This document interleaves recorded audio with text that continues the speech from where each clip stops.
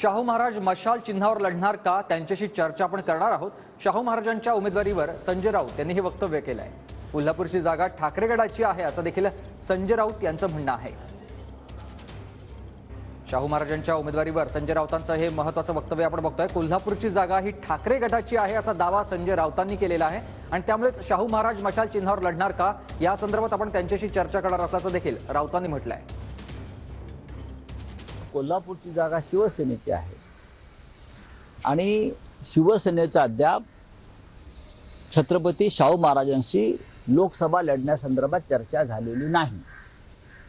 तर काँग्रेसने काय सांगितले मला माहीत नाही की शिवसेनेची जागा असल्यामुळे आम्ही सगळ्यांनी मिळून श्रीमंत छत्रपती शाहू महाराजांशी चर्चा करावी असं आम्हाला सुचवलं आहे।